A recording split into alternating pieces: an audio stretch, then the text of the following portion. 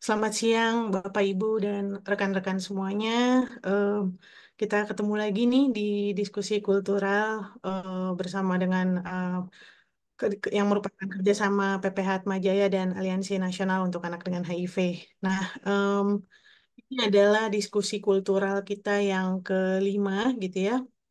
Tadi seperti Mbak Linggo sudah jelaskan, diskusi kultural ini adalah kegiatan 2 mingguan yang diselenggarakan oleh PPH Atmajaya dan Aliansi Nasional untuk Anak dengan HIV.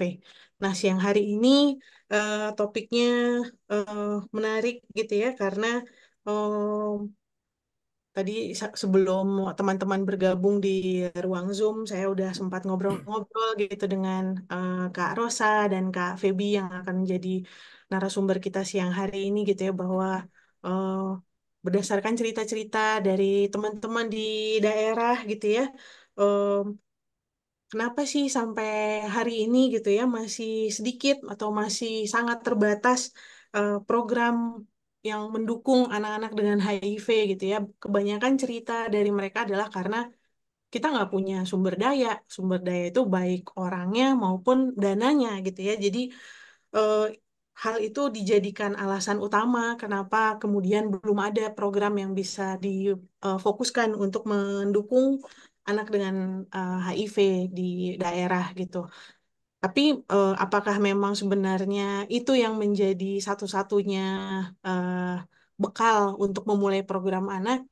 Nanti kita mungkin bisa dengar dari cerita Kak Rosa dari Yayasan Pelangi Maluku dan Kak Feby dari Bandung. Nanti akan diperkenalkan lebih lanjut gitu ya.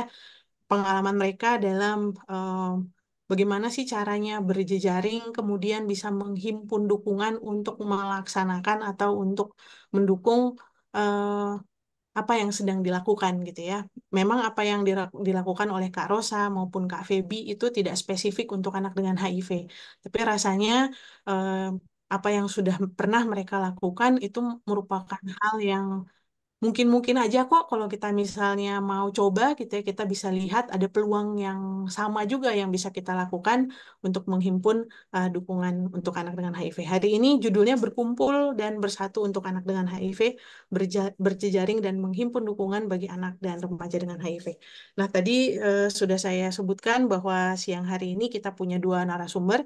Pertama ada Kak Rosano Karamoy atau biasa kita panggil Kak Rosa gitu ya dari Yayasan Pelangi Maluku. Jauh-jauh nih dari Ambon, tapi tadi kabarnya Kak Rosa ternyata lagi ada di Jakarta gitu ya.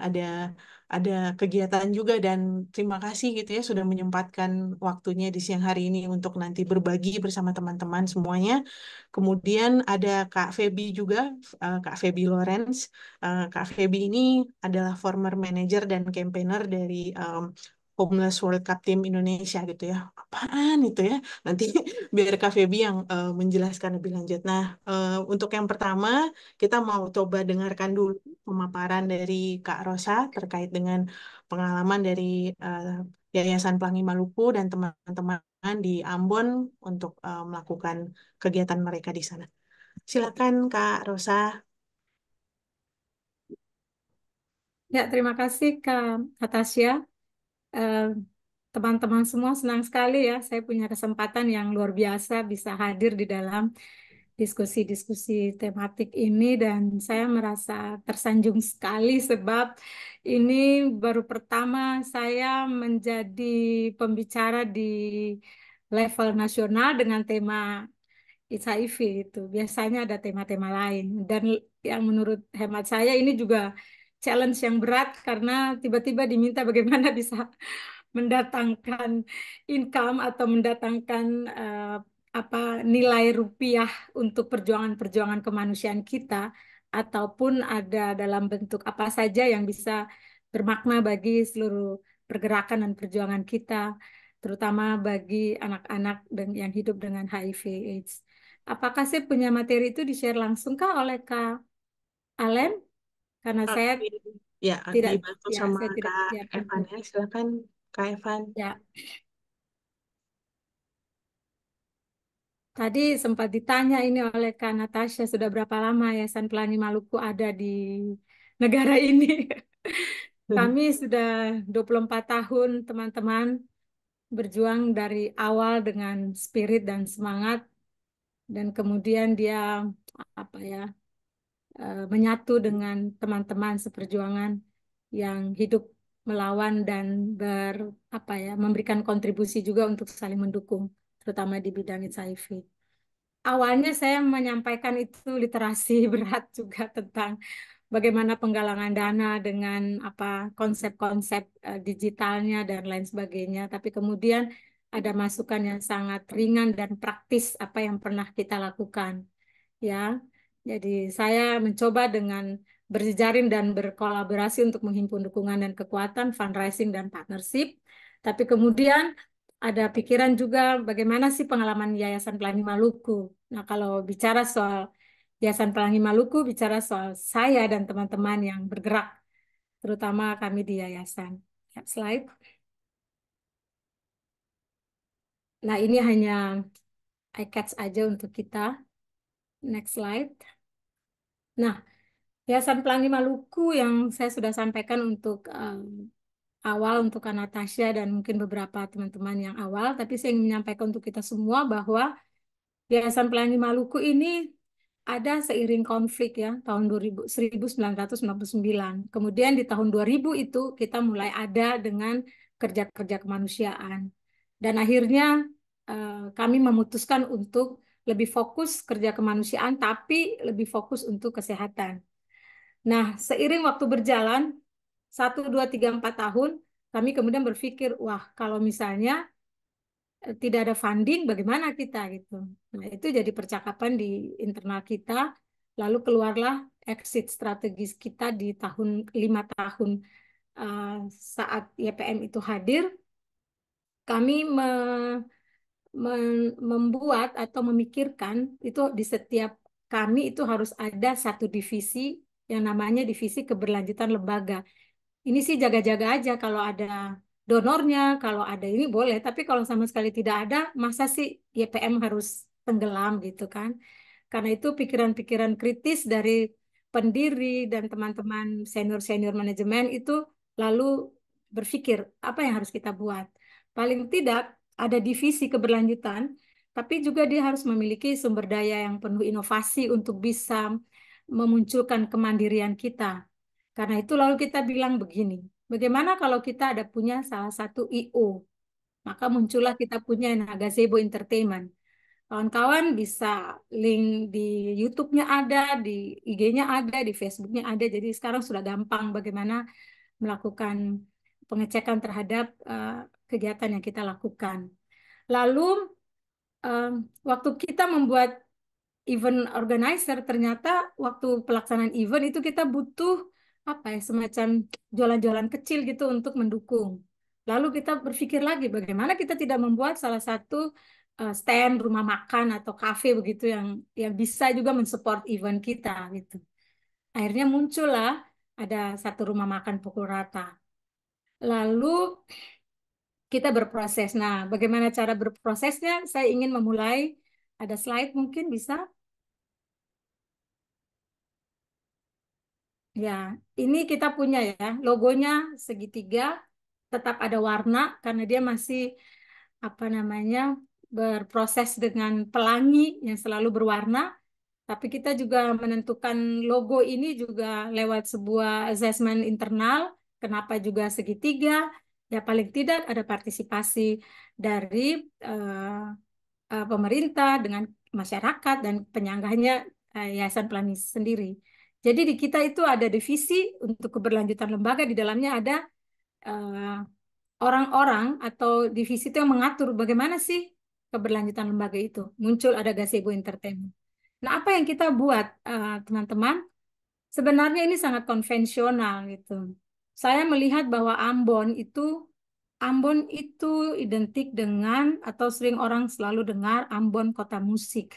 Kalau bilang nyanyi itu gudangnya Ambon. Mereka bicara saja itu merdu Ambon itu. Makanya makanya saya tidak ngambil segmen nyanyi karena banyak orang suka menyanyi. Ternyata kami lihat juga bahwa ada banyak anak-anak yang suka model, tapi kayaknya tidak pede karena rambut hitam, rambut keriting, kulit hitam, ada pendek juga. Jadi kayaknya tidak percaya diri gitu. Tapi saya juga belajar dari psikologi, ternyata kulit putih itu banyak, tapi kalau kulit yang rambut keriting dan hitam tuh kayaknya lebih unik gitu. Akhirnya saya memberanikan diri untuk membuat event yang lebih banyak ke anak-anak. Nah, Kak bisa slide berikut, Kak. Nah, di slide berikut ini teman-teman bisa bisa lihat itu ada yang keluar itu pesertanya itu 1.400 peserta ikut lomba top model. Ini satu kegiatan yang sebenarnya saya juga kira-kira ini ada ada orang respect nggak dengan itu. Tapi ternyata saya juga kaget gitu. Gila, ini pesertanya kenapa banyak gitu. Saya memulainya dengan gratis, teman-teman, Bapak Ibu. Sama sekali seluruh event yang kita buat fundraising itu selalu gratis. Tidak ada yang membayar gitu. Saya juga tidak pernah mikir bagaimana uang yang kita dapat itu untuk apa gitu. Belum pernah terpikir. Tapi bahwa untuk menghidupkan event-event itu, akhirnya waktu dapat kumpul banyak, sebenarnya kalau ada banyak uang yang tidak dipertanggungjawabkan secara donor, itu sangat fleksibel kita bisa memberi gitu. Akhirnya kita sepakat gitu. Oh ya, ini untuk pos untuk lansia, ini pos untuk eh, apa pemberdayaan orang yang hidup dengan HIV. Jadi banyak. Tapi yang menarik dari proses ini sebenarnya bukan di uangnya gitu. Kami membangun orang punya pengertian tentang apa itu HIV dengan versi kita yang lebih ringan gitu. Jadi ternyata event-event ini bukan soal di lombanya atau bukan soal partisipan, tapi soal konten apa yang akan kami sampaikan. Kebetulan sekali kita ini ngomong banyak soal HIV. Nah, itu ruang asik untuk saya bicara soal HIV untuk anak-anak, orang tuanya dengar gitu.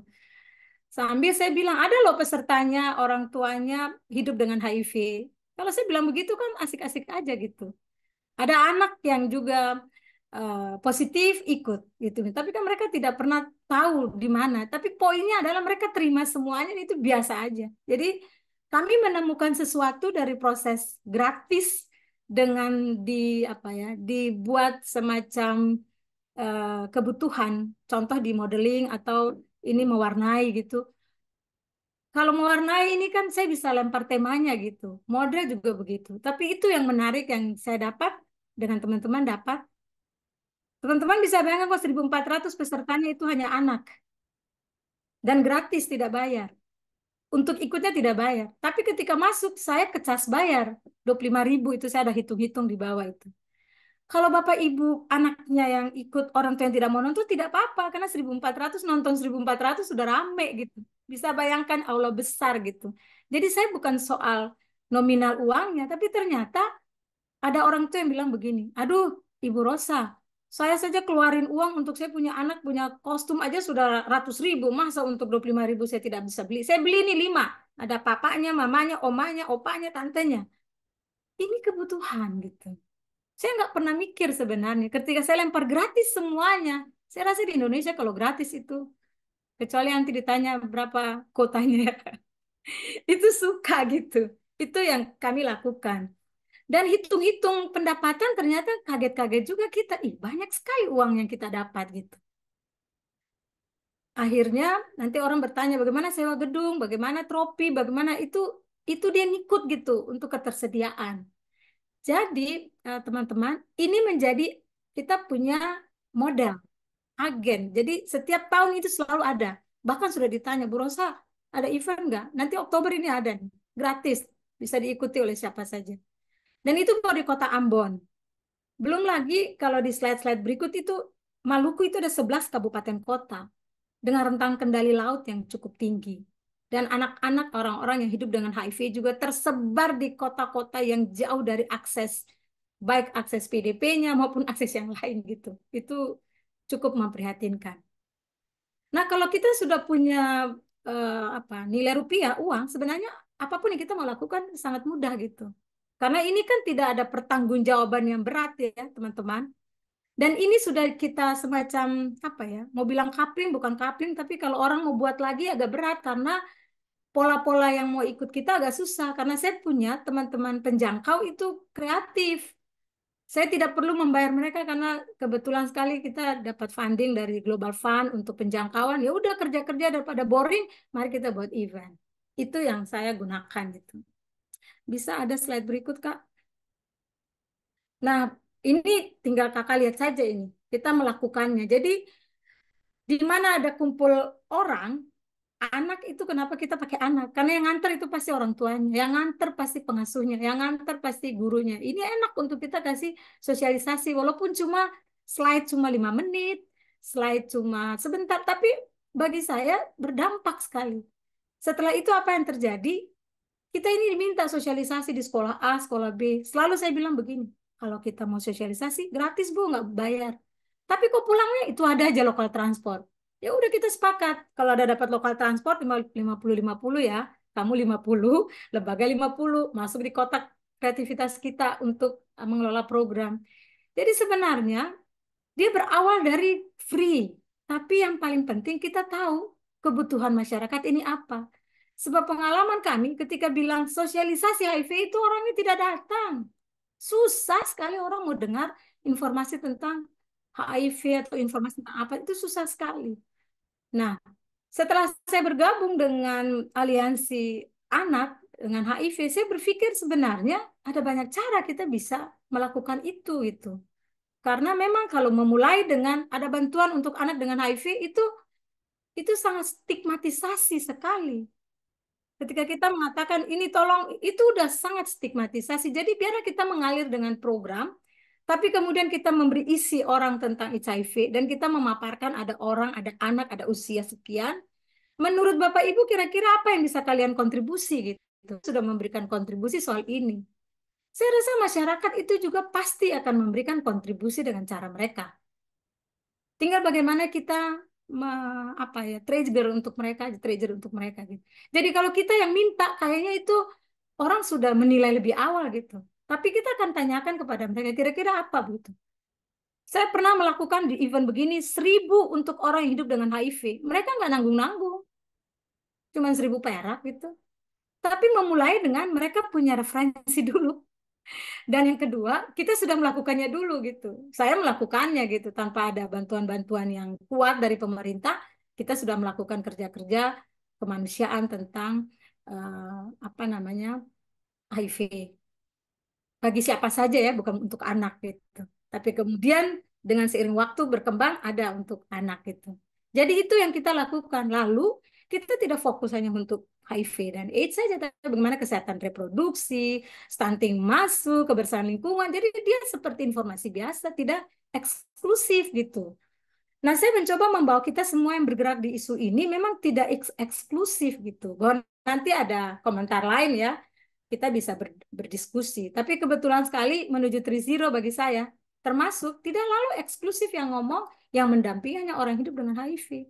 Untuk anak-anak atau orang dengan HIV, siapa saja bisa mendampingi sepanjang dia percaya gitu kan, supaya menuju Trizero itu bisa capai gitu, no stigma, no diskriminasi. Tapi kan masih ada nih coupling nih, apa ya yang ngomong HIV yang mendampingi sebaiknya pendekatan peer itu. Saya tidak membantah, saya setuju karena pengalaman membuktikan, tapi juga harus dibuka ruang bahwa siapa yang punya kepedulian, yang punya interest, yang tahu berinovasi, yang menempatkan orang sebagai manusia seutuhnya tanpa ada embel-embelnya, itu menurut pikiran-pikiran kami. Nah, ini beberapa contoh saja, slide saya banyak gambarnya, tapi paling tidak kalau teman-teman melihat, ini ada banyak sekali orang yang hadir, ada guru, ada anak, tapi di situ momentum kita untuk menyampaikan.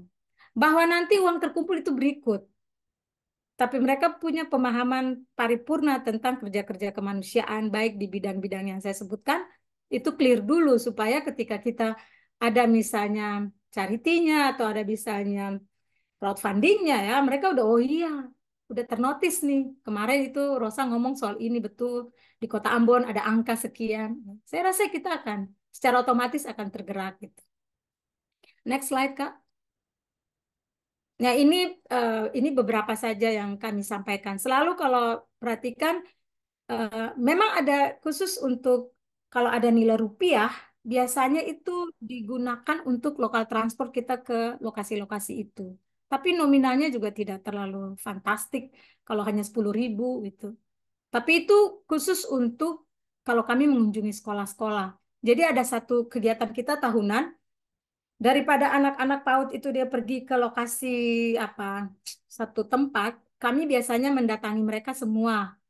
Lalu kami bilang, oke, membayar 5.000 ini untuk kalian dapat krayon, dapat fotokopi mewarnai dan sebagainya. Udah, itu dikasih lagi ke gurunya sekian supaya gurunya mengawasi. Jadi kita tidak mengawasi, kita tinggal mengumpulkan mana gambar-gambar kalian. Ini memang sangat konvensional.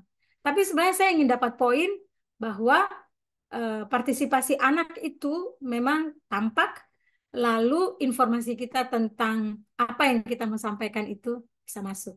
Ada isu misalnya di lokasi ini suka tanah longsor. Saya nggak mungkin ngomong soal HIV di situ. Saya pasti ngomong soal tanah longsor gitu. Walaupun isu kita ini kesehatan gitu. Jadi saya akan lihat di lokasi-lokasi di mana ada sesuatu yang eh, dirasa penting untuk saya informasikan atau kami informasikan, itu yang kami lakukan supaya apa? Mereka merasa ada masalah yang dekat dengan kami dan ada minimal ada solusi atau ada pemahaman soal masalah atau soal-soal yang mereka ketahui gitu. Jadi konsepnya sebenarnya bukan dari kita gitu. Kita hanya apa ya, mencoba mencari bentuk supaya informasi dekat dengan mereka itu bisa tersampaikan. Ada stunting juga. Nanti kalau ada orang, ada kita kelompok dampingan yang hidup di masyarakat itu, pasti kita bicara bukan soal ada orang yang HIV di wilayah itu, tapi kita memberi porsi. Desa ini sangat menghargai apa namanya sosial inklusi, yang disabilitas mereka hargai, orang yang hidup dengan mereka hargai. Jadi sudah memberi porsi gitu. Walaupun mungkin ada yang mengalami stigma dan diskriminasi, tapi kita tidak menyebut. Kita memberi porsi untuk mereka, nanti kesadaran itu akan tumbuh. Itu yang kami lakukan. Next, Kak. Jadi ini hanya bagian yang kita lakukan. Saya mencoba melingkan dengan ada event-event nasional. Paling tidak kalau kita di Maluku melakukannya dan ada link ke nasional, ternyata mereka bisa ikut di tingkat nasional, mereka balik lagi, lama-lama mereka kita bisa pakai mereka sebagai keynote speak. Jadi kalau ada putrinya, saya udah kasih ini materi. Kalau kamu go to school, materinya ini ya. Paling tidak materi tentang HIV dari remaja sudah saya bekali dengan anak-anak. Itu poin kita untuk bagaimana mengembangkannya. Sehingga kalau misalnya kita sepakat hari ini Aliansi Anak dengan HIV sepakat kita membuat semacam ada donasi, kita kan harus punya pion untuk menyampaikannya gitu. Kalau dari kita atau karena Tasya mungkin sudah biasa. Tapi kalau kita punya anak-anak remaja yang kita sudah rawat, kita sudah bina, dan kita sudah memberi porsi kepada mereka, seperti yang kami lakukan di YPM, saya sudah punya orang-orang kunci yang bisa bicara soal hal-hal itu gitu. Nah, itu yang sebenarnya eh, awalnya kami tidak pikir, tapi ketika proses berjalan, udah terpikir, oh ternyata mereka ini bisa kita beri eh, pembobotan dan penguatan kapasitas dan mereka akan bicara dari sekolah ke sekolah. Dan itu sudah teragendakan Kak Natasha dan kawan-kawan semua. Apa yang harus mereka bicarakan. Next, Kak. Nah, ini bagian dari yang saya sampaikan tadi. Oke. Ya, ini contoh-contoh. Ini gazebo punya ya, Kak. Jadi kita punya ada beberapa. Bisa lanjut, Kak. Ini saya. Nah, ini juga ada PIN. Jadi mereka anak-anak SMP sekota Ambon. Bayangkan kalau ada sekitar 50 SMP dikalikan saja dengan yang ikut misalnya satu sekolah itu 10 sampai 20 orang, itu 1.000 anak ikut lomba itu. Bayangkan banyak kayak gitu. Nggak perlu saya sosialisasi apa itu HIV, tapi saya lempar temanya. Temanya hanya soal HIV, ya, atau tema terserah teman-teman mau desain seperti apa. Tapi mereka sudah langsung kemudian mencari. Hadiah tidak saya kasih hadiah uang. Saya kasih sertifikat aja udah cukup. Tiba-tiba ada funding, ada donor yang apa dari susu atau apa. Bu Rosa kasih goodie bag dong. Bu Rosa saya nitip ini ya silahkan gitu. Tapi awalnya kita semua gratis dan tidak ada apa-apa gitu. Tidak ada nominal-nominal uang gitu. Karena saya ingin membangun paradigma pikir orang tentang pengetahuan HIV/AIDS. Itu awalnya kita mencoba membangun paradigma. Sehingga kalau sekarang kita bergerak untuk caritas misalnya, atau penggalangan dana, saya rasa lebih ringan kita memulainya gitu karena sudah ada fondasi bagi anak-anak, remaja atau guru. Itu untuk gazebo. Teman-teman bisa ikuti di IG. Nah, ini beberapa ternyata anak-anak yang kalau gambar di bawah itu anak-anak yang kita beri pengetahuan. Jadi tentang kesehatan udah kita beri, tentang kesehatan reproduksi itu udah kita beri. Kalau lihat 4 gambar ini sebenarnya di 4 lokasi berbeda di Kota Ambon di Maluku. Ada di Maluku Tengah, ada di Maluku Tenggara, itu jaraknya jauh-jauh kalau lihatin. Tapi ya karena apa ya? Kita ini pembuat event dengan gratis, selalu aja ada rezeki gitu loh. Selalu ada. Berosa, nanti tiketnya saya nanggung ya, nggak apa-apa ya. Oke lah. Tapi paling tidak harus berani memulai gitu, nggak usah takut gitu. Saya memulainya dengan 0 rupiah, tapi aduh luar biasa. Nah, itu yang terjadi. Akhirnya narasumbernya juga mau kasih tentang kesehatan reproduksi dari Fakultas Kesehatan. Berosa saya mau kasih dong. Ternyata mereka juga lagi cari komunitas gitu. Oh ya silahkan, senang sekali. Free juga gitu. Jadi ya asik lah gitu teman-teman. Kemudian yang berikut. Nah, saya membuat yang lomba putri anak dan remaja itu saya punya pemikir-pemikir remaja yang keren dan luar biasa. Mereka pintar bicara sama sekali. Lebih bagus dari kita kalau kita kasih tematis. Mulai usia mereka itu dari 10 tahun sampai 17 tahun. Ini saya cuma capture. Tapi kalau saya putar videonya itu teman-teman, mereka bicaranya keren banget anak-anak ini. Dan ini menurut kami ini aset sebenarnya. Karena anak-anak itu kalau pakai pendekatan anak-anak, mereka tidak lihat rupiahnya. Tidak. Tapi mereka lihat peluang bahwa mereka bisa bicara, itu kayaknya mereka senang. Nah, insert-insert bagi kita, insert kepada mereka juga bisa masuk gitu, apa yang mau dikasih gitu. Jadi sekali lagi teman-teman, kita berawal dengan niatan untuk penguatan kapasitas di bidang masing-masing. Nah, ini bisa diadop untuk kita semua kalau kita mau kasih materi apa untuk mereka bisa. Dan kuncinya adalah sebenarnya saya ingin mendapatkan anak-anak remaja yang berani bicara gitu. Itu dulu gitu. Kalau soal konten itu kita tinggal sodor, percaya deh teman-teman. Boleh dicoba gitu. Mereka kalau disodor bisa gitu. Tapi mendapatkan mereka bicara di halayak ramai, di orang banyak itu. Nah, apalagi kalau ke depan kita endorse mereka tentang misalnya mau dukung anak dengan HIV, itu pintar mereka. Nah, dari mereka ke mereka itu peer to peer sebenarnya lebih apa ya? Lebih asik aja gitu. Oke, yang berikut, Kak. Nah, itu yang saya bilang, kalau kita membuat event, kemudian kita pesan dari luar bisa juga gitu. Tapi kebetulan di Pukul Rata ini yang mengelolanya adalah teman-teman komunitas gitu. Ada yang hidup dengan HIV gitu. Itu mereka penanggung jawab di situ. Memang sih tidak publish gitu bahwa ini mereka ini komunitas, tapi paling tidak mereka berproses dengan masyarakat, dengan anak-anak, tampaklah. Kan tidak semua harus mengaku bahwa saya ini hidup dengan HIV kan. Tapi ketika mereka ada bisa diterima kan mereka sendiri udah senang gitu. Nanti ya mereka aja yang ngomong gitu. Saya rasa ini sebuah proses. Jadi tak salah kalau kita melakukannya. Dulu kan orang bilang jangan makan makannya orang yang hidup dengan HIV di Ambon itu kan waduh stigmanya itu ngaco-ngaco gitu loh. Tapi ketika ini kan yang mengelola ini teman-teman komunitas, ini diterima bisa makan bisa pesan apa boleh lah. Nah, kalau kita bikin event dengan 1.400 atau 1.000 lah, teman-teman bisa bayangkan. Saya punya stand, ada 5 stand, itu tidak cukup. Karena pesertanya 1.000, yang datang tuh 2.000 sampai 3.000. Itu semua makanan kita pesan habis itu. Belum lagi kalau kita ya bisa dapat untung 1.000 perak, ya lumayan lah. Anak-anak setelah selesai event dibagi-bagi uangnya langsung. Nggak perlu transfer by bank lagi. Tapi ada sesuatu yang kita lakukan. Memang membutuhkan apa pengelolaan sumber daya yang baik dan saya rasa transparansi itu menjadi kekuatan kita sehingga teman-teman tidak ada saling curiga tapi saling semangat melakukannya ya. Gambar berikut Kak ini tampak ya tadi kan saya gambar logonya ya tapi ini lokasinya gitu. Di lokasi ini ada banyak hal kita bisa lakukan gitu. Ada diskusi-diskusi podcastnya bisa atau diskusi-diskusi apa bisa pesan makan dan lain sebagainya. Ini bagian dari yang kita punya ya. Oke, yang berikut ternyata teman-teman, kami juga dengan melakukan lobby ya di Kementerian Kesehatan, akhirnya kami mendapatkan satu klinik komunitas. Udah PDP loh, teman-teman.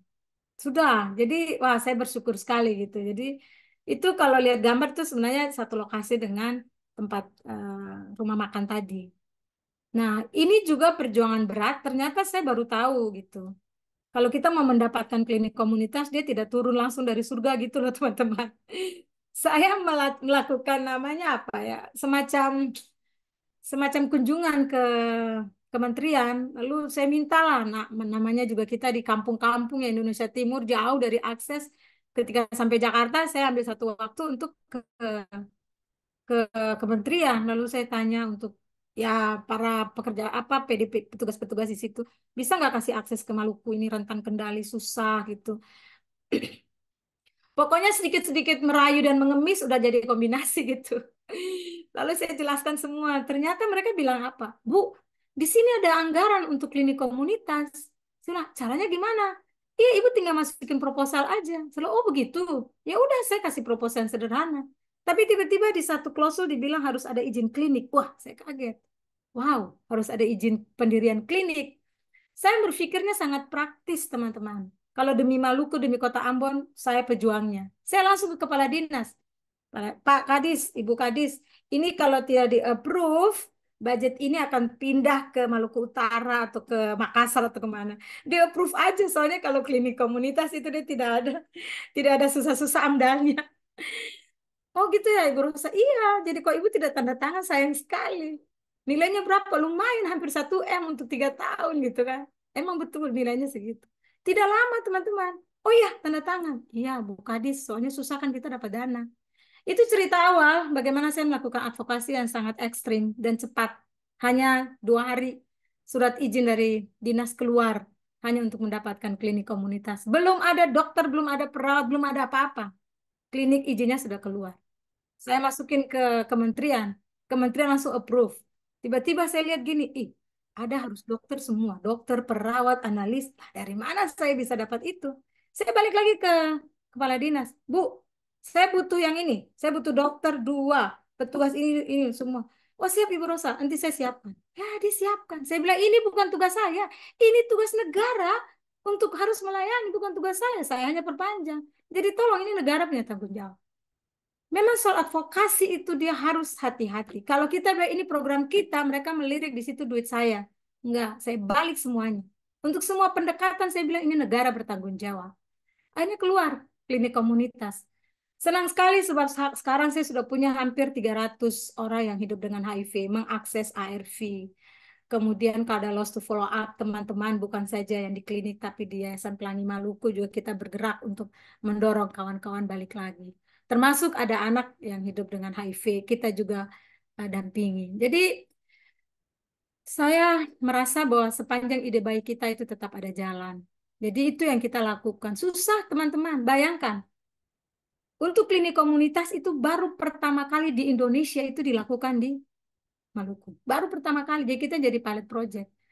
Dan ternyata di kementerian itu ada kurang lebih 13 provinsi yang harus mengakses. Tapi kalau tidak ditanya, mereka tidak jawab. Kalau itu ada aksesnya. Jadi ternyata harus rajin-rajin juga bertanya ke pusat ini, apalagi kita di daerah ya, teman-teman. Susah mengakses di pusat. Jadi kalau saya sampai di pusat, saya selalu spare waktu 1 hari, sudah saya gerilya di mana saya bisa mendapatkan akses untuk Kota Ambon atau untuk Maluku saya lakukan. Yes, next slide, Kak. Ya, ini salah satu contoh lah kita bisa pameran. Mereka sekarang sudah diundang kalau mau promosi, ini tes gratis di mana-mana ya kita lakukan. Ada banyak sebenarnya yang kita buat dengan punya klinik sendiri karena apa ya, otoritas kita sendiri, kita ngatur sendiri, tidak pakai jam-jaman lagi. Kita sudah bilang, oh ya, kalau di pemerintah itu sampai jam 5 saja. Untuk KKC, Klinik Komunitas Kandela, itu harus harus sampai jam 8 malam atau jam 9 malam karena mempertimbangkan banyak hal. Itu yang kita lakukan. Kemudian yang berikut, Kak, ini tampak ruang ini dikunjungi oleh Dinas Kesehatan. Saya selalu bilang untuk eh, Dinas Kesehatan Kota Ambon.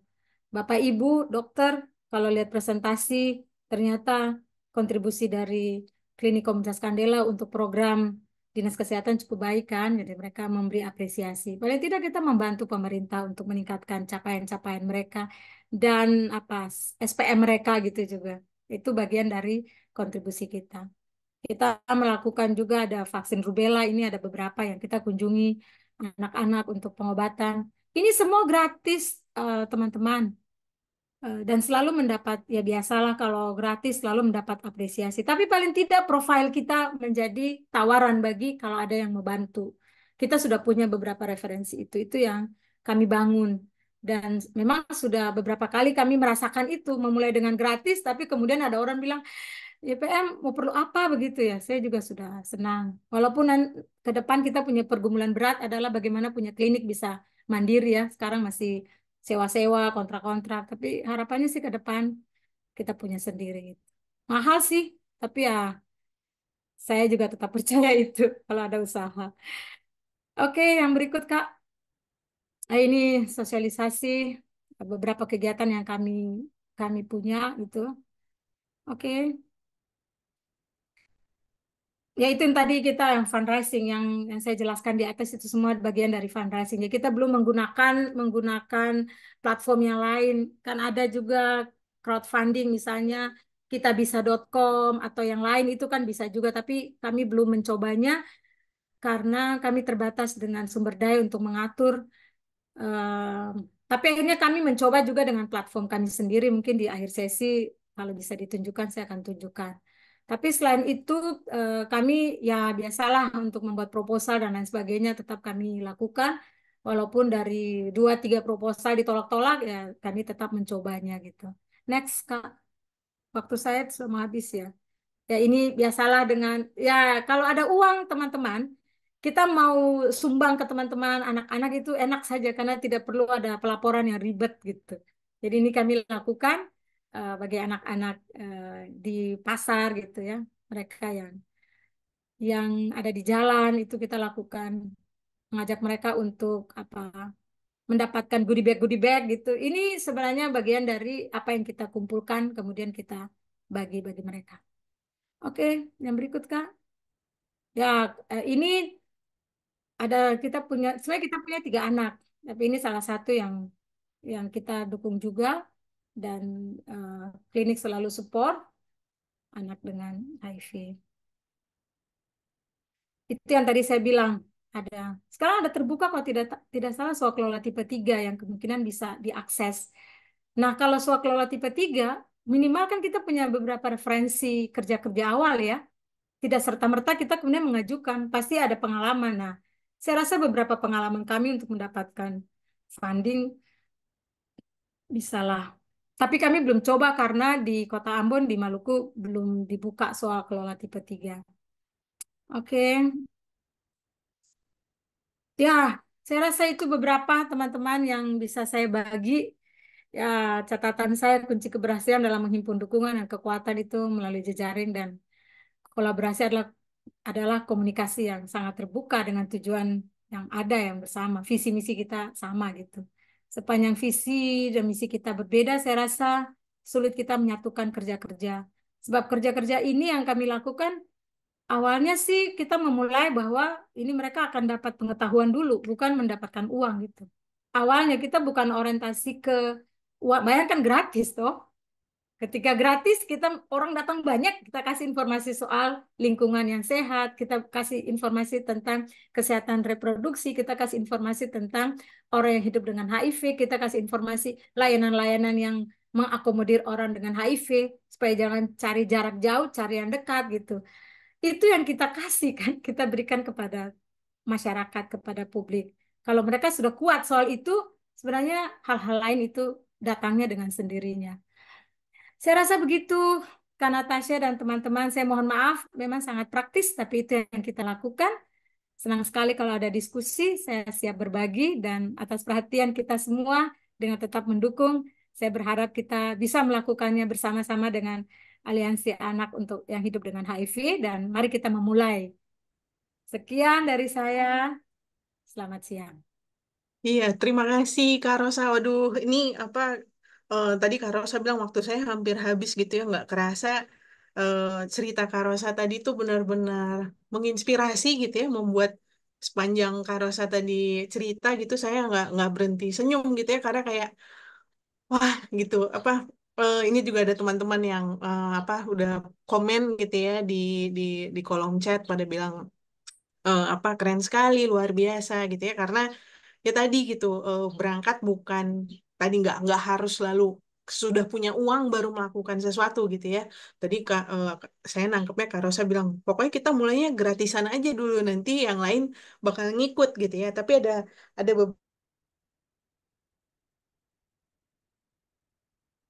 memang tiap lembaga ataupun organisasi itu memang harus memikirkan keberlanjutannya gitu ya. Artinya kalau memang kita mau melakukan sesuatu jangan berpikir ya udahlah habis ini mati gitu ya, tapi juga harus berpikir ke depan kita kira-kira harus melakukan apa supaya programnya bisa jalan. Kemudian mencoba melihat apa sih yang belum ada. Kalau tadi Kak Rosa bilang di Ambon tuh terkenal banget dengan musik, ya jangan bikin yang itu lagi gitu ya karena orang udah tahu semuanya, udah pada bikin semuanya gitu. Coba cari yang ide lain yang out of the box di luar kotaknya gitu ya. Kira-kira yang menarik apa yang mungkin juga menjadi potensi orang-orang atau wilayah di sekitar situ.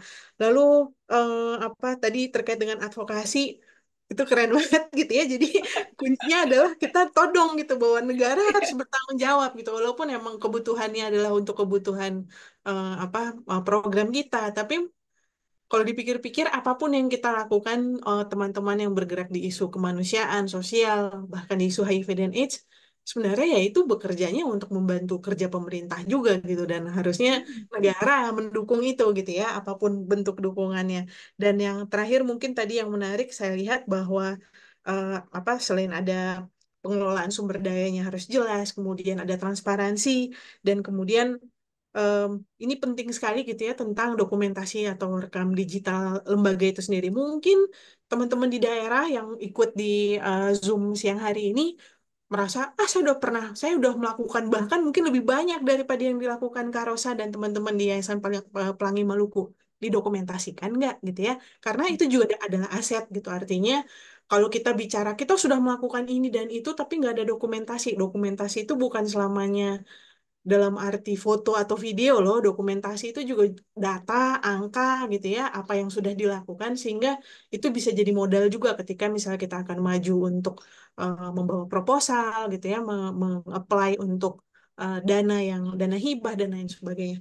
Luar biasa sekali apa kita kasih applause dulu untuk Kak Rosa nih, teman-teman boleh kasih reaksinya, love-love-nya gitu ya.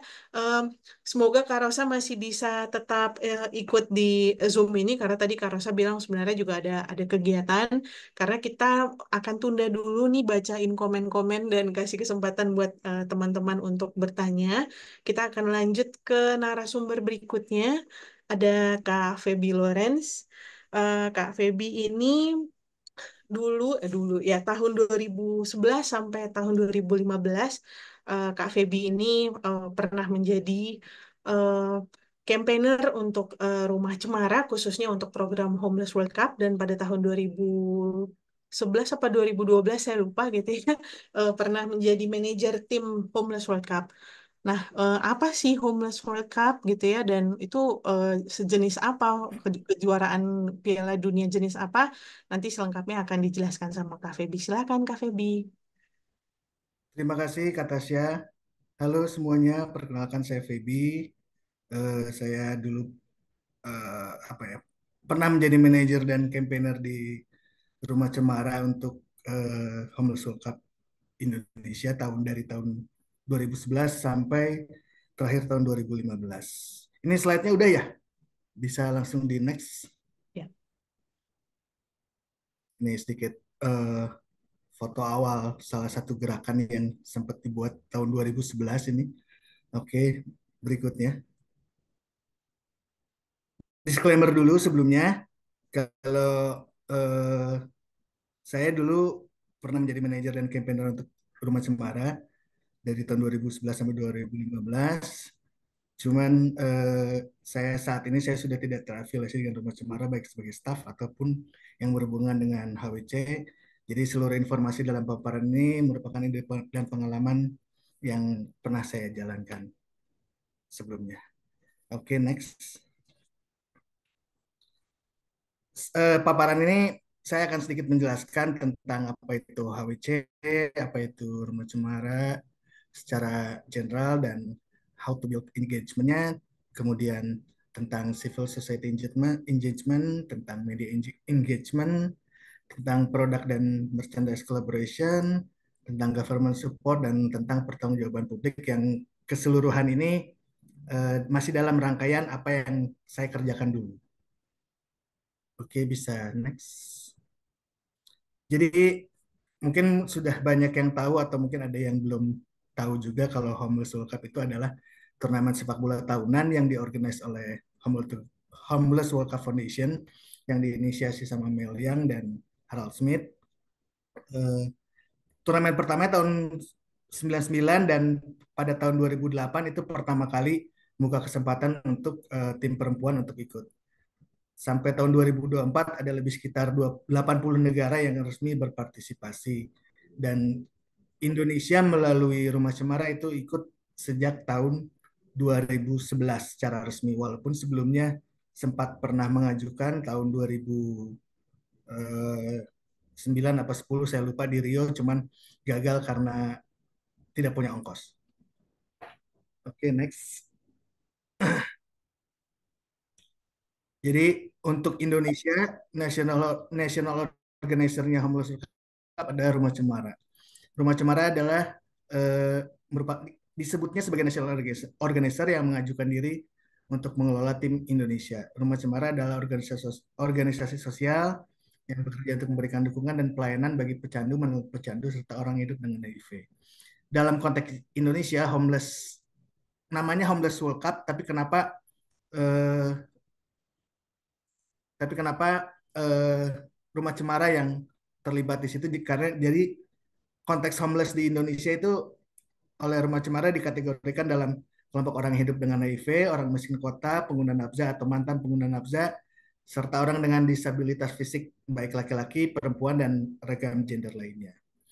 Dan Indonesia sudah 10 kali ikut turnamen HWC sejak tahun 2011 di Paris, 2012 di Meksiko, 2013 di Poznan, 2014 di Chili, 2015 di Amsterdam, yang terakhir itu 2023 di Sacramento. Dan kalau saya tidak salah tahun ini akan mengikuti, kayaknya minggu depan apa 2 minggu lagi akan berangkat ke Seoul, Korea untuk ikut Homeless World Cup.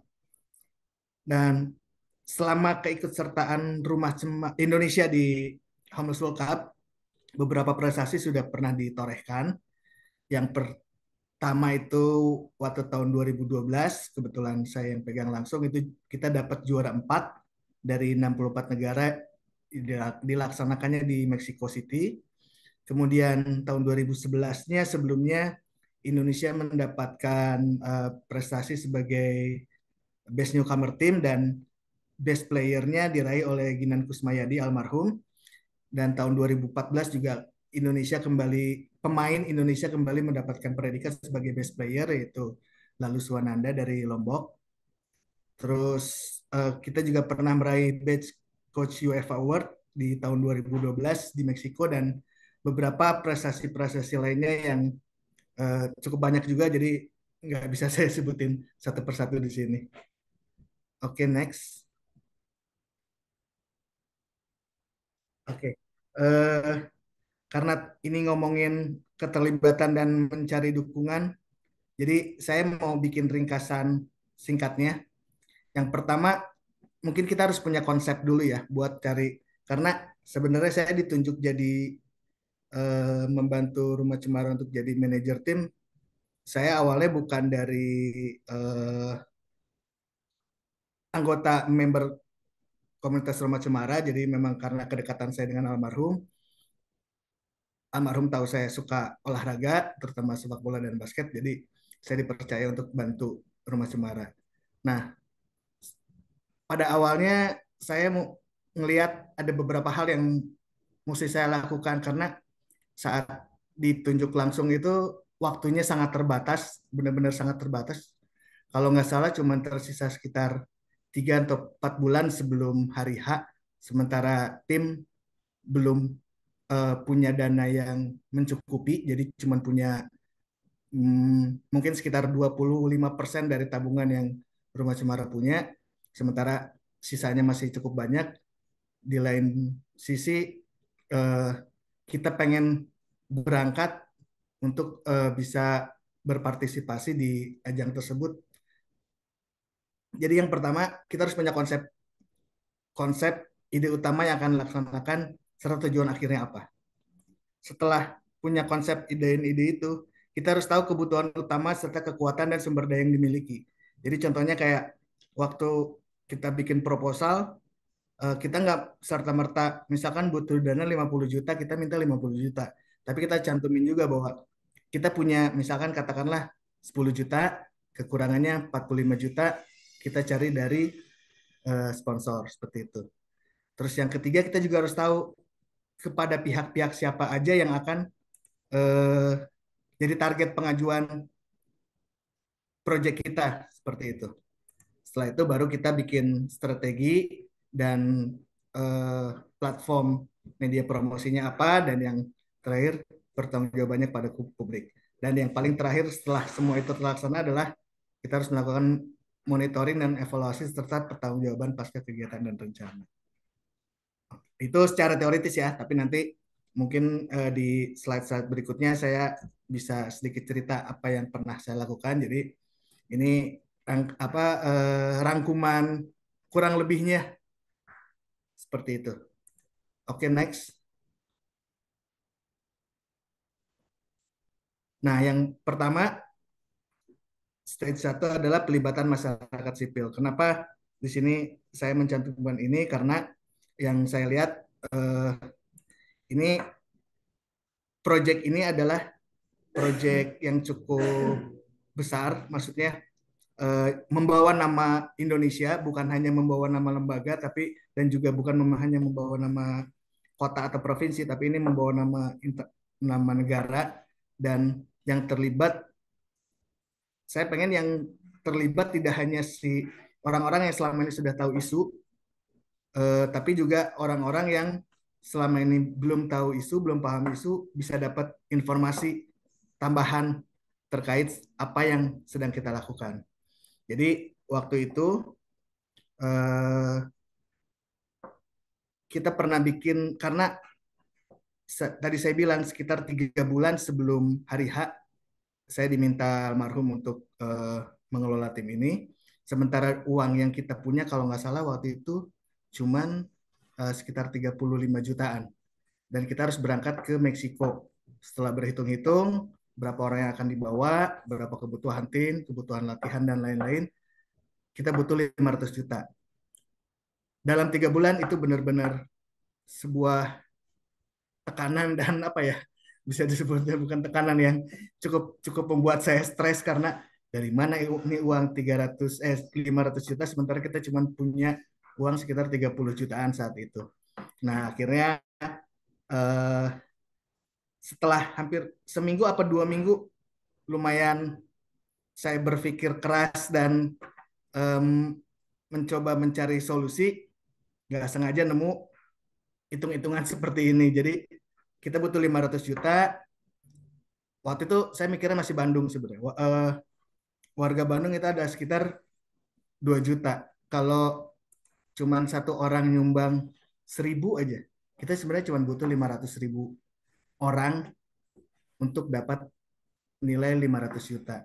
Nah, karena pada saat tahun 2012 itu platform Twitter masih cukup banyak digunakan oleh masyarakat, ya, dan kebetulan saya juga cukup aktif di situ.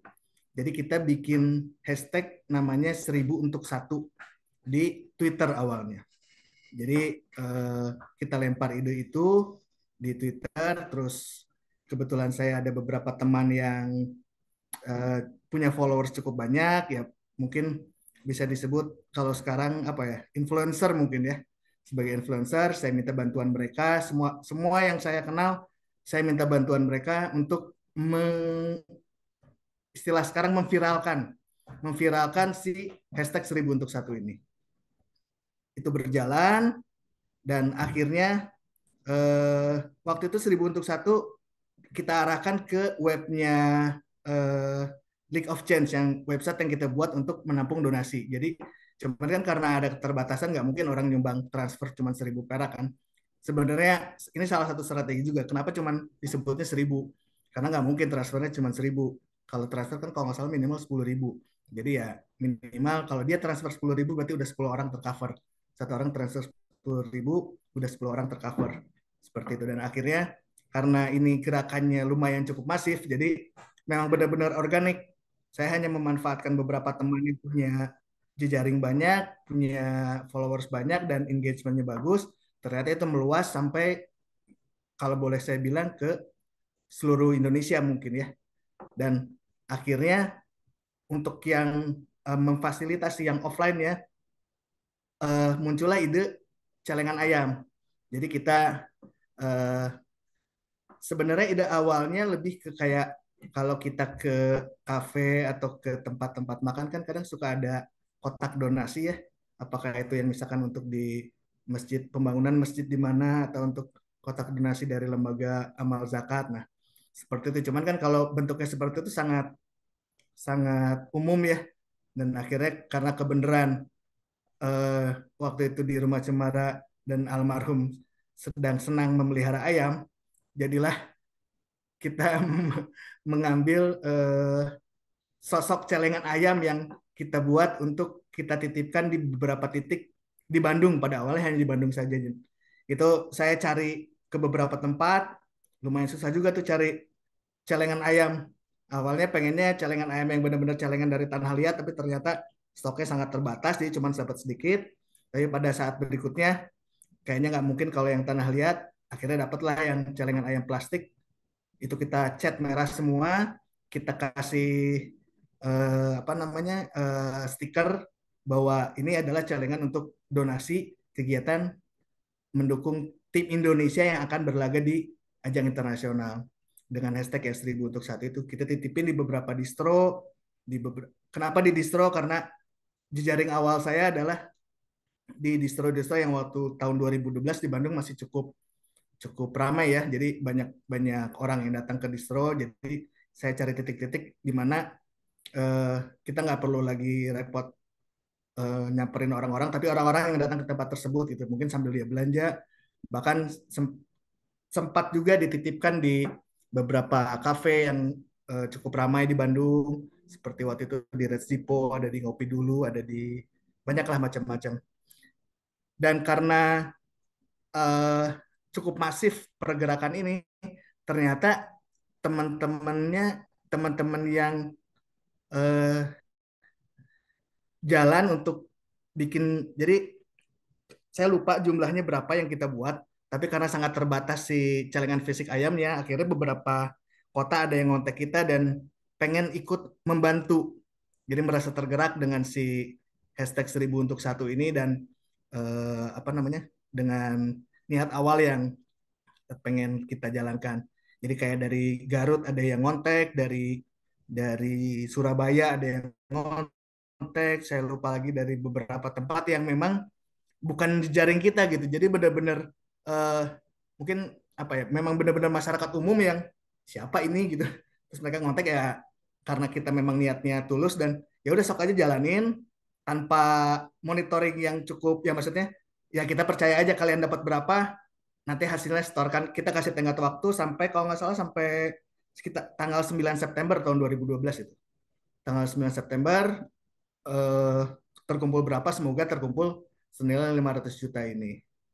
Jadi eh, dan pada akhirnya endingnya yang terkumpul dari si celengan ayam dan donasi ini adalah kurang lebih sekitar 180 juta.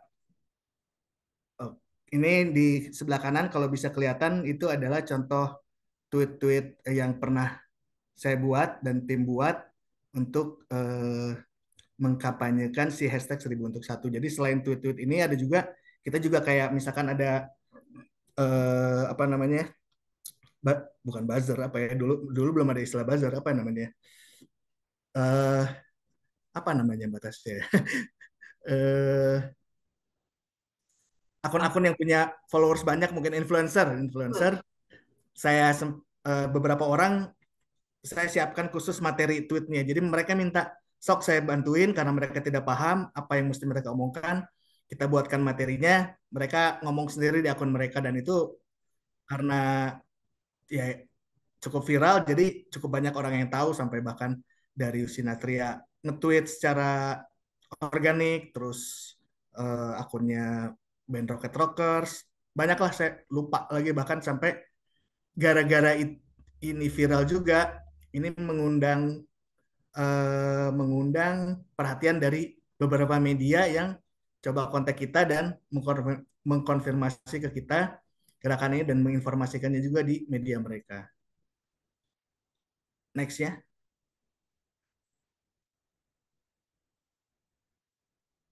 Nah ini, jadi pelibatan masyarakat sipil ini istilahnya apa ya? Dulu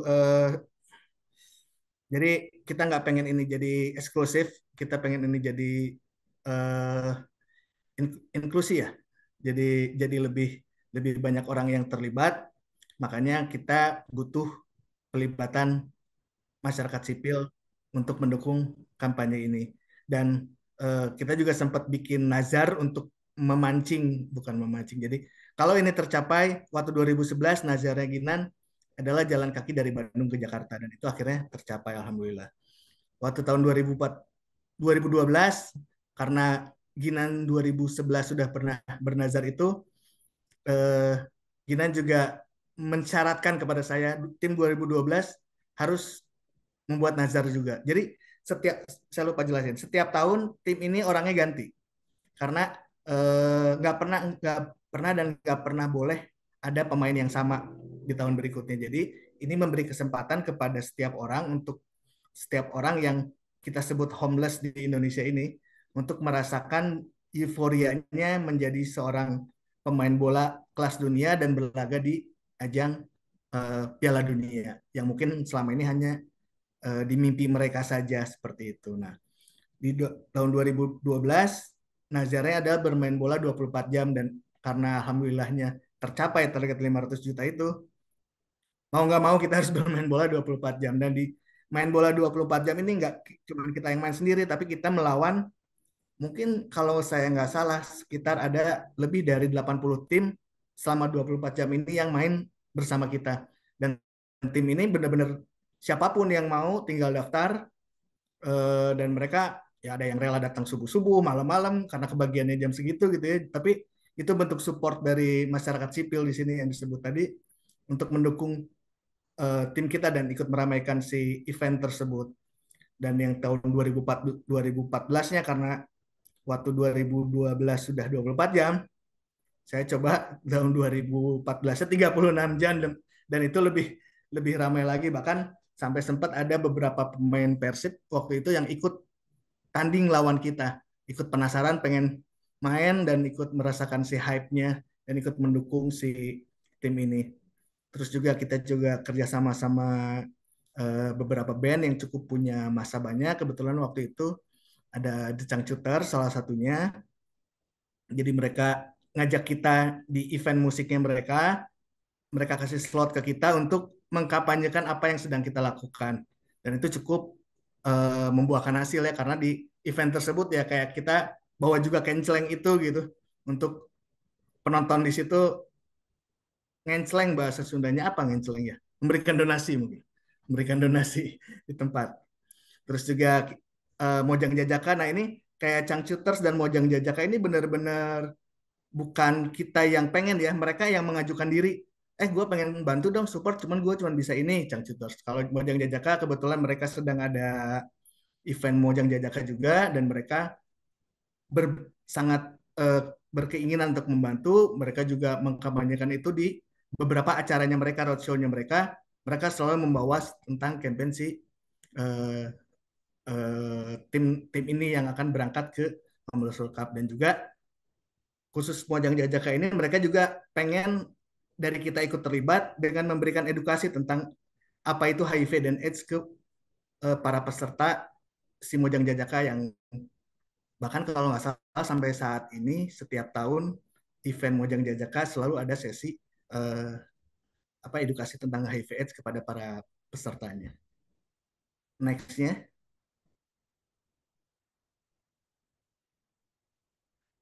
nah ini beberapa foto-foto yang di kiri atas itu uang-uang receh yang kita kumpulkan itu lumayan cukup menyita waktu menghitung uang-uang koin itu yang kita kumpulkan setelah kita bagi. Nah ini celengan ayamnya di sebelah kanannya ini celengan yang plastiknya ya. Karena celengan yang dari apa namanya dari tanah liatnya cuman sedikit jadi banyak yang plastik. Yang sebelah kanannya lagi saya lupa itu di daerah mana cuman itu bukan itu di Bandung tapi di event apa gitu saya lupa. Yang sebelah kanan tuh ada sahabat Noah dari Surabaya sampai pengen ikut ini di acara CFD mereka ngontak kita, Bang, kita mau gini gini gini. Oh ya, sok silahkan. Saya nggak kenal dan nggak pernah tahu siapa mereka gitu, nggak pernah ketemu gitu. Terus yang di ini ada yang turun ke jalan nih yang pakai mobil kalau nggak salah di Garut, teman-teman di Garut. Terus nah ini di yang Mojang Jajaka yang sebelah kanan itu penyerahannya. Jadi setelah tanggal deadline ditentukan, kita tentukan titik untuk menyerahkan uang-uang yang mereka kumpulkan kepada kita.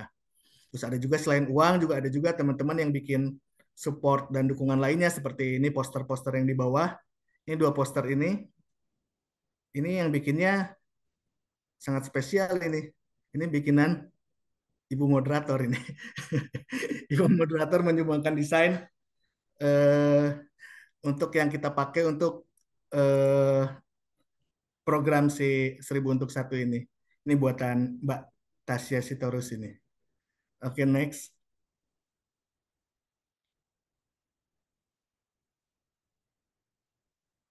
Nah, yang kedua adalah media engagement. Media ini sangat mem- eh, cukup penting ya perannya. Jadi kita nggak bisa jalan sendiri, kita nggak bisa mengandalkan media kita sendiri, karena kalau cuman kita doang yang cuap-cuap, cuman kita doang yang teriak-teriak minta dukungan, mungkin yang denger juga cuman teman-teman kita doang.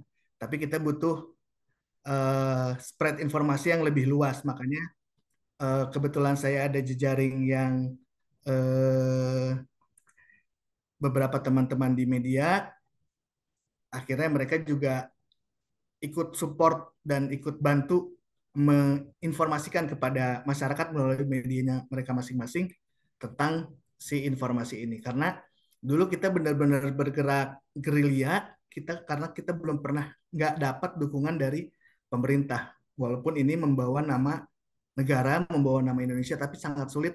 Waktu itu 2011 masih sangat sulit sulit untuk mengetuk pemerintah untuk menyalurkan anggaran dan dananya untuk si tim ini. Sementara waktu yang kita butuhkan sangat terbatas. Dan gongnya waktu 2011 itu lewat acara Kick Andy. Jadi itu pun benar-benar saya nggak punya link ke Kick Andy. Kalau Kick Andy saya benar-benar tidak punya link dulu. Cuman karena saya lumayan aktif di Twitter, terus saya lihat saat itu Kick Andy cukup hits ya, cukup banyak yang cukup jadi program acara yang populer di Indonesia. Saya lihat akun officialnya, saya lihat dia followingnya siapa aja. Followingnya kan cuma sedikit. Nah kalau followingnya cuma sedikit berarti itu orang-orang di belakang layarnya si Kick Andy. Saya cek satu-satu, oh ini mungkin produsernya. Saya iseng aja karena kalau saya langsung mention si Bang Andinya, nggak mungkin ke notice mungkin ya. Saya cek satu-satu, pas ternyata saya ketemu dengan Mbak Lala almarhum. Saya coba mention, ternyata direspon oleh Mbak Lala, bahkan eh, bahkan sampai saya apa akhirnya kita tukar-tukaran email. Terus Mbak Lala bilang, ya udah kamu mau apa, mau melakukan apa, coba kirim email ke saya, apa yang akan kamu lakukan. Saya kirim email, nggak lama dia ngontek ngontek kita dan diundang ke Jakarta. Saya ingat waktu itu bulan Agustus kalau nggak salah. Dan yang saya tahu kalau proses produksi TV, misalkan kita baru diundang Agustus, mungkin kita akan syuting September, sementara kita berangkat Oktober. Dan kapan akan dapat duitnya gitu kan? Dan ternyata mereka saat itu sedang baru saja membuat program aduh saya lupa, Kick Andy Hope kalau nggak salah, Kick Andy Hope yang syutingnya bukan di studio. Jadi Kick Andy Hope ini kayak semacam bagian dari yayasannya si Kick Andy. Dia datang ke beberapa lokasi di Indonesia. Nah, ini tuh episode kedua apa ketiga si Rumah Cemara ini.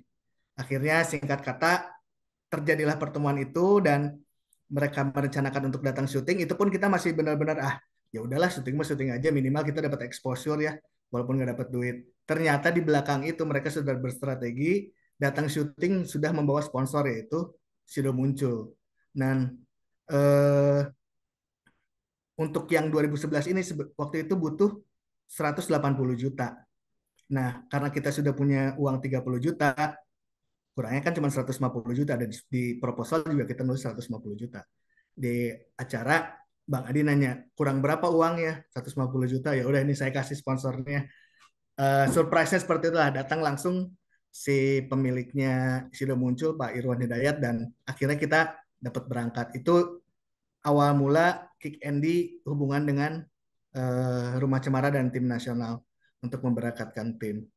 Terus itu jaringan TV nasional pertama ya. Nah setelah itu karena ini beritanya lumayan jadi berita nasional, beberapa acara TV yang lain pun kontak seperti di 2012 Sarah Sehan kita pernah diundang, terus ada juga di Apa Kabar Indonesia di TV One, dan beberapa radio dan media-media lainnya juga akhirnya mengetahui ini. Jadi itu dampaknya cukup cukup besar ya, dari awalnya cuma satu satu stasiun TV, tapi stasiun TV lain bahkan pernah juga diundang di acaranya Hitam Putih Deddy Kobuzer, tapi itu setelah setelah after after eventnya ya, seperti itu.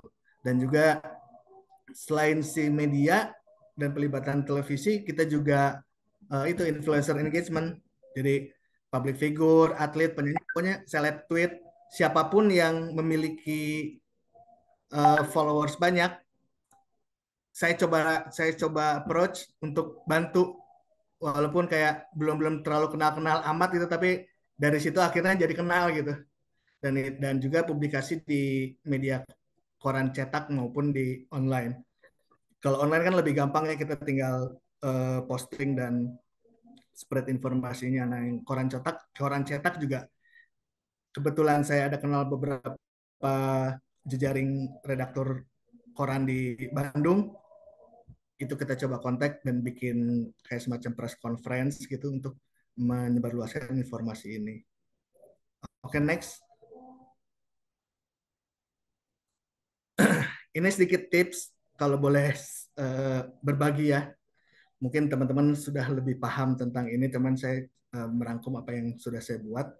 Yang pertama, tips meningkatkan media engagement itu untuk di sosial media ya, kita harus posting setiap hari atau terjadwal. Jadi misalkan proyek kita 3 bulan, kalau bisa kita sudah punya jadwal kapan akan posting, apa materinya, dan itu kan nggak perlu kita posting setiap hari ya. Kita sekarang sudah banyak aplikasi yang bisa kita set di awal, tinggal nanti dia naik otomatis, asal nggak salah bikin jadwal aja gitu. Terus dan jangan lupa juga menggunakan medium gambar atau video, karena itu yang cukup bisa menjual ya dalam tanda kutip. Jadi kalau cuma kata-kata tapi kayaknya kurang kurang bisa menjual. Kalau dengan gambar atau video, bahkan video yang mungkin menyentuh dalam tanda kutip, itu bisa lebih gampang lagi menyentuh menyentuh penontonnya, dan maksud tujuan yang kita inginkan lebih cepat tersampaikan. Dan juga kalaupun sebagai akun, waktu itu kebetulan saya juga yang pegang akun Rumah Cemaranya, jangan bertindak sebagai akun apa ya, istilahnya kan kadang suka ada yang kalau dia pakai akun kantor atau akun instansi, jawabnya agak-agak jaga image gitu atau apa. Nah ini sebenarnya itu yang tidak diharapkan oleh netizen mungkin ya. Nah kita coba misalkan ada yang nanya atau apa, coba jawabnya secara secara personal, layaknya akun-akun personal gitu.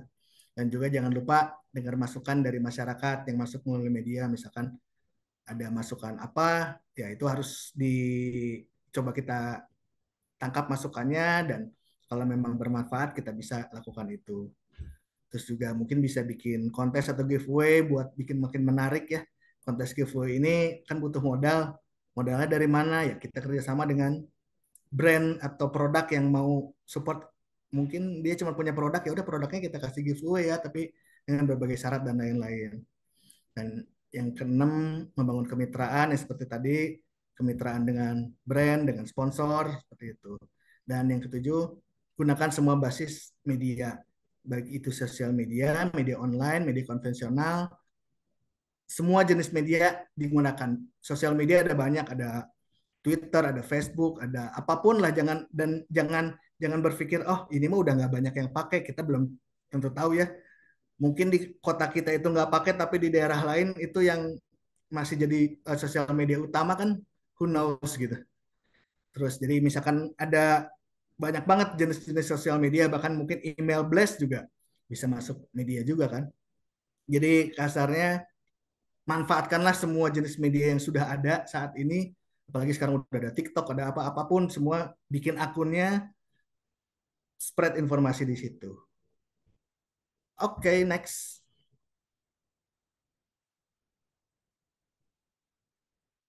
Nah, ini beberapa contoh. Kebetulan saya senang mengkoleksi barang-barang, jadi kalau ada artikel-artikel yang berhubungan dengan apa yang sedang saya kerjakan, saya suka menyimpannya sebagai arsip, dan ini beberapa. Ini kayak di Pikiran Rakyat, di koran apa lagi nih ya? Ada banyak koran, ini Pikiran Rakyat, ini ada Kompas juga. Oke, next. Boleh next mungkin.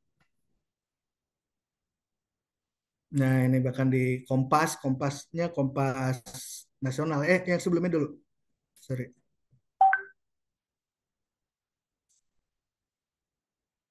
Oke. Ya ini contoh clipping artikel yang pernah kita buat. Tujuannya ini, si artikel-artikel ini ada yang memberitakan sebelum kegiatan dengan maksud biar mendapatkan dukungan dari pihak-pihak yang mungkin belum tahu informasinya. Ada juga yang sebagai setelah kegiatan atau sedang dalam kegiatan sebagai pemberitaan informasi. Oke, next. Ini yang masih media cetak. Ini yang media TV-nya di Kick Andy, di Metro TV, bahkan berkali-kali, berapa kali ya? Kalau nggak salah 2 atau 3 kali kita sempat diundang ke Metro TV. Mungkin kayak nggak bosan gitu Bang Andi undang-undang tim HWC dan Rumah Cemara dan Ginan secara personal.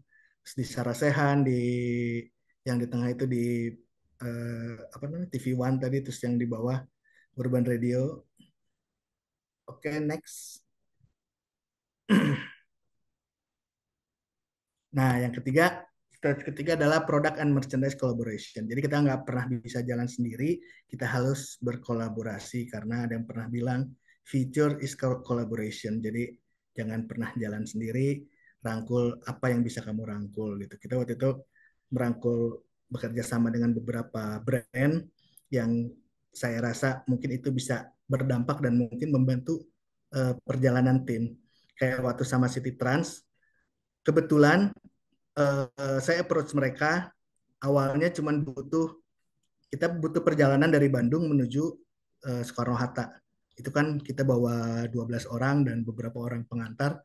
Kalau bayar sendiri cukup berat juga ya, dan 2 kali perjalanan pulang pergi jemput. Jadi saya coba, ini ke City Trans, saya cuma butuh tiket untuk sekian orang ke sini gini gini.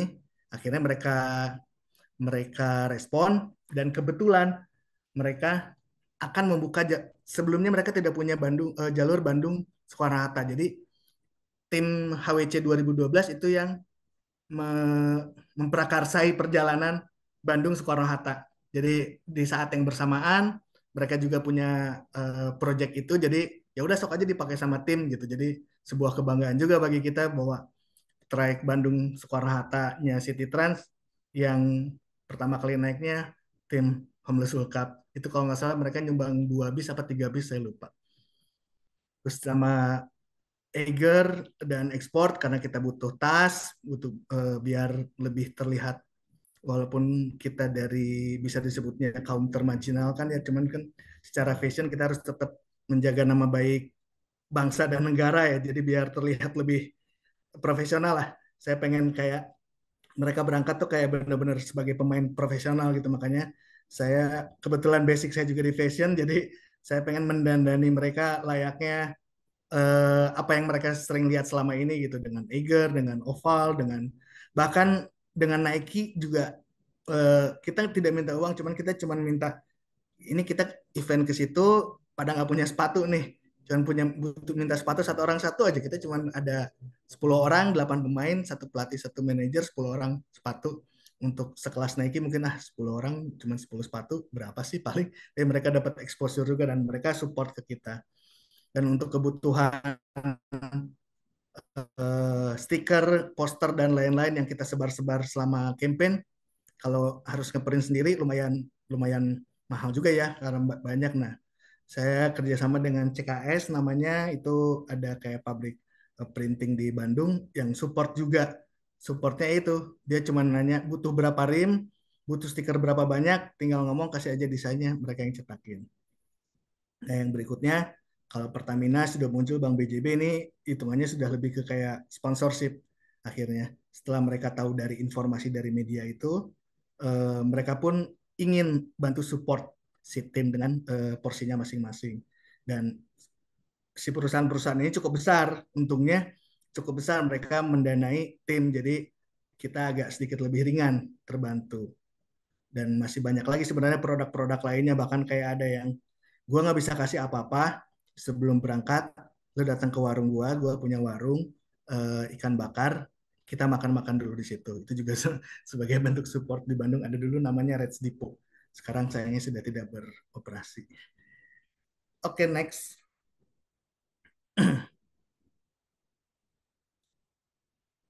Nah, yang ketiga, stage 3 ini bagaimana mengengage produk dan mengkolaborasikan merchandise dengan beberapa brand.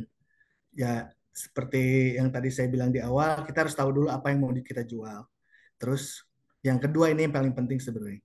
Kita harus tahu timbal balik apa yang akan didapat oleh brand. Jadi jangan sampai kita cuma ngasih proposal, berharap mereka ngasih duit ke kita, tapi kita tidak memberikan sesuatu untuk mereka. Karena apa yang mereka, oke, karena brand juga apa namanya ngasih uang sebenarnya nggak cuma-cuma kan. Mereka juga pengen exposure, dapat exposure kurang lebih. Terus yang ketiga yang penting kita harus tahu teknik komunikasi, lobbying, dan publikasi. Yang keempat, kita juga harus bangun relasi hubungan baik dengan brand. Jadi nggak tiba-tiba datang, tapi kalau kita udah punya hubungan yang baik, mungkin lebih lebih enak ngomongnya, lebih lebih gampang melobinya. Terus yang pasti kita harus uh, punya timeline yang jelas. Jadi nggak minta dukungan secara mendadak. Kita tahu walaupun yang pertama dan yang kedua cukup mendadak, tapi karena relasi hubungan dengan brand sudah cukup baik ya alhamdulillahnya seperti itu gitu. Dan kita harus juga punya personal branding yang baik atau organisasi branding yang baik dan tim branding yang baik, yang itu akan jadi kadang brand suka lihat siapa yang datang gitu. Walaupun dari organisasi yang sama, tapi misalkan orang A yang datang mungkin akan lebih diterima dibanding orang B yang datang untuk melobi. Seperti itu. Dan yang ketujuh, yang paling penting bikin proposal yang menarik. Jadi nggak cuma bentuk kertas dan gambar, tapi juga mungkin bentuk video campaign. Oke, next. Nah, ini contoh produk-produk dari Eiger dan lain-lain ya. Nike, ini bis yang kita pakai pertama kali dulu untuk ke si Bandung Soekarno-Hatta. Nah, yang stage keempat adalah government and stakeholder support. Jadi seperti saya bilang di awal, pemerintah, kita juga butuh dukungan pemerintah, walaupun pada awalnya kita sangat sulit mendapatkan itu, tapi akhirnya setelah pemberitaan dan mungkin prestasi yang kita dapat, akhirnya pemerintah mulai melihat kita dan akhirnya memberi beberapa bantuan yang bisa, walaupun mungkin bisa belum belum bisa mengcover semua gitu. Dan kalau stakeholder, kita juga tidak hanya melibatkan si sponsor, tapi juga organisasi-organisasi yang bisa bekerja sama dengan kita, apa yang bisa dikolaborasikan, contohnya dengan Wanadri. Waktu itu Wanadri coba bantu kita kasih pendidikan selama 10 hari kepada tim, biar tim lebih dapat soft skill dan materi-materi yang bisa bermanfaat bagi kehidupan mereka berikutnya. Dan tantangan terbesar dari kalau dukungan dari pemerintah yaitu keterbatasan anggaran dan timeline akses pada anggaran pemerintah serta bergantinya pemimpin atau staf dari kementerian tersebut. Oke, next. Karena waktunya sudah sangat mepet ya. Oke, next.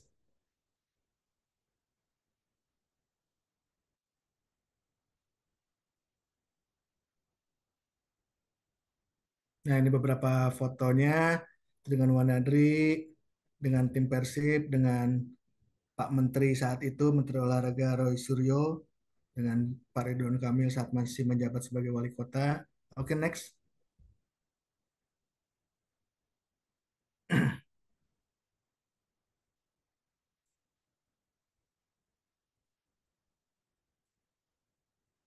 Dan yang paling penting adalah pertanggungjawaban publik. Jadi karena kita berangkat menggunakan dana publik, kasarnya kita berangkat diongkosin sama masyarakat dengan 1.000 peraknya mereka, kita bisa berangkat ke Meksiko, kita harus juga mempertanggungjawabkan apa yang sudah kita dapat. Seperti itu. Kita harus buat laporan dan itu harus dipublikasikan juga ke masyarakat lewat media-media yang sudah kita manfaatkan tadi. Saya sempat bikin buku pelaporannya, semua bond saya kumpulin, bahkan pihak-pihak yang terlibat yang saya kasih apa namanya tuh si laporan-laporan ngomong gila ini mah lebih tebal dari bukan skripsi lagi tesis karena semua bond saya kumpulin bahkan pokoknya jangan sampai ada bond yang tercecer satupun. Oke, next. Saya lupa ngomong kalau bisa setiap event yang kita lakukan jangan lupa didokumentasikan baik itu video atau foto karena itu akan menjadi modal kita untuk event berikutnya untuk masuk ke sponsor. Oke, terima kasih. Itu yang bisa saya bagi ke rekan-rekan semua. Terima kasih atas waktunya. Selamat sore. Iya, terima kasih Kak Feby. Aduh, ini apa dengerin apa tadi yang cerita Kak Feby tentang tim Rumah Cemara gitu ya. Kemudian tadi lihat video-videonya gitu, apa rasanya kayak mau nangis lagi gitu. Karena em, ya kalau kita pikir-pikir eh, di luar topik kita hari ini tentunya gitu ya, tapi apa yang sudah diperjuangkan oleh Rumah Cemara bersama teman-teman yang waktu itu ikut mewakili apa tim Indonesia untuk berlaga di Homeless World Cup itu sesuatu yang sebenarnya mungkin eh, selama ini tidak terlalu banyak diliput sama media, tapi tadi kalau ditunjukin sama Kak Feby ternyata lumayan banyak kok gitu yang meliput ya, dan untungnya itu terus berlanjut kegiatan dan keikutsertaan Indonesia di World Cup, dan itu membuktikan bahwa orang dengan HIV, orang dengan disabilitas, kemudian orang dari kelompok marginal itu bisa kok eh, membuat sesuatu, melakukan sesuatu yang menjadi kebanggaan dari Indonesia gitu ya. Tapi sebelum kita puji-puji yang bagian itunya, kita kasih applause dulu, kasih reaction love-love dulu untuk Kak Feby dan presentasinya. Terima kasih. Tadi saya ada beberapa catat poin-poin yang penting gitu ya terkait bagaimana sih caranya untuk bisa membangun jejaring, kemudian melibatkan masyarakat, media dan lain sebagainya, itu harus memahami konsep idenya apa, tujuan akhirnya nanti apa, kemudian mengetahui kebutuhannya apa, kekuatan dari kita juga apa. Jadi walaupun misalnya kita tidak punya apa-apapun, jangan datang dengan bilang bahwa kita nggak punya apa-apa nih gitu. Walaupun tadi kalau kayak contohnya Rumah Cemara tuh udah punya uang 30 juta sebelumnya. Pun ternyata kalau teman-teman mau memulai untuk mendekati sponsor atau apa, mungkin nggak ada duitnya sama sekali, tapi paling nggak apa nih yang menjadi kekuatan dari lembaga itu misalnya gitu ya. Kemudian harus memetakan pihaknya, targetnya siapa saja nih yang mau disasar, kemudian bangun strateginya, dan yang paling penting tadi ada monitoring dan evaluasi serta pertanggungjawaban. Karena betul tadi kata Kak Feby, eh, kita tuh pakai uang yang didonasikan orang loh. Tadi mungkin bedanya kalau di Kak Rosa dengan teman-teman di EPM bisa tuh langsung dibagi gitu ya, karena itu sifatnya ini kita mau donasikan, silahkan dimanfaatkan. Tapi kalau tadi strategi yang dilakukan oleh tim Homeless World Cup, mereka berikan pertanggungjawabannya gitu bahwa ini loh uang yang sudah kalian donasikan, tujuannya apa supaya membangun kepercayaan juga gitu ya, bahwa oh ini kalau kita kasih donasi untuk tim yang di tahun depan mungkin akan bisa sebaik ini juga pertanggungjawabannya seperti itu ya. Dan tadi menurut saya satu yang penting kalau misalnya kita punya kenalan influencer atau mungkin orang yang ya influencer lah sebutannya gitu ya. Jangan kita cuma bilang eh minta tolong dong, saya harus posting apa aja deh gitu ya. Karena pengalaman saya pun mencoba approach ke influencer, mereka akan sangat senang sekali kalau kita sudah siapkan materinya gitu ya. Jadi itu harus dikonsepkan dengan sangat baik apa yang harus diposting, dan kalau mau memilih jam-jamnya biasanya teman-teman influencer itu yang udah lebih paham lah gitu mau diposting di peak hour. Tapi at least paling tidak kita menyiapkan materinya nih, jangan dibiarin dia ngalor ngidul sendiri gitu ya, karena kayak apalagi kita misalnya bicara di isu HIV dan AIDS gitu, takutnya influencer yang kita ingin libatkan mungkin tidak paham betul tentang isu HIV, nanti takutnya ada istilah yang mungkin salah Disinformasi. digunakan, ya, disinformasi gitu, sehingga sebaiknya kita bantu siapkan materinya supaya bisa dibagikan. Terus kalau nggak salah ingat juga ya Kak Feby, tadi soal pelibatan media, bahkan kalau nggak salah di Homeless World Cup 2011 dan 2012 tuh ada media yang ikut ke sana untuk meliput ya, kalau nggak salah di Oh 2011 iya, ya saya lupa bilang. dari Metro Ya, TV, saya Metro TV ya. betul waktu 12 tuh dari Pikiran Rakyat. 2012, 2011 tuh nggak ada kalau nggak salah. Oh ya, 2012 ada dari 2012 dari Metro TV dan dari Pikiran Rakyat kebetulan ya. saya bawa dari pikiran rakyat. Ya, Ya, Kang Dudi ya. Ya, jadi eh, apa eh, media tuh juga bisa ngeliput langsung gitu ya. Walaupun mungkin kalau teman-teman nanti mau coba tarik lagi ke belakang ke isu anak dengan HIV, ini balik lagi gitu ya, peliputan anak dengan HIV, kita ingat lagi diskusi kita 2 minggu lalu, nggak semudah meliput orang dewasa gitu, karena orang dewasa tuh sudah lebih open dengan status mereka, tapi anak tuh ada cara-caranya seperti apa. Tapi melibatkan media supaya media juga bisa merasakan langsung apa sih sebenarnya yang terjadi, mereka bisa melihat dengan kepala mereka, mata mereka sendiri, dan bisa menuliskan liputan yang real lah gitu ya, yang tepat dan yang semoga berdampak juga. Nah, saya yakin sekali bahwa apa yang dibagikan sama Kak Rosa dan Kak Feby pada siang sampai sore hari ini itu pastinya akan sangat bermanfaat. Nah, untuk sebelum kita tutup, mungkin ada pesan-pesan terakhir gitu ya, closing statement dari Kak Rosa dan Kak Feby, mungkin pesan atau tips buat teman-teman yang mau menghimpun dukungan atau mau berjejaring, boleh singkat Kak Rosa dan Kak Feby dulu deh. Silakan Kak Feby. gitu. Apa ya? Ya mungkin kalau saya boleh closing statement, tidak ada yang tidak mungkin kecuali makan kepala sendiri. Jadi benar kan kita nggak akan pernah mungkin makan atau menjilat kepala kita sendiri. Jadi semua itu pasti mungkin terjadi, tinggal cari caranya dan menumbuhkan si semangatnya aja. Itu saja dari saya. Terima kasih Kak Feby, Kak Rosa. Ya, baik, Kak Natasha, buat kita semua ya, memang harus kalau kita bisa pernah terjatuh, itu berarti kita belajar bagaimana berdiri. Jadi memang harus melewati sebuah proses yang berdarah-darah parah dan capek dan semua, tapi itulah cara untuk kita berdiri tegak. Nggak mungkin tegak terus lah. Jadi tetap semangat. Semoga perjumpaan ini akan menginspirasi kita dan sebenarnya sangat menginspirasi saya karena pertama kali saya membawakan materi ini, saya langsung sadar, oh ternyata juga bisa ya bermakna bagi banyak orang dari beberapa pikiran-pikiran. Jadi jangan khawatir soal kalau kita pernah terjatuh, karena pada saat kita terjatuh, disitulah kita akan belajar bagaimana berdiri. Oke, terima kasih banyak Kak Rosa dan Kak Feby.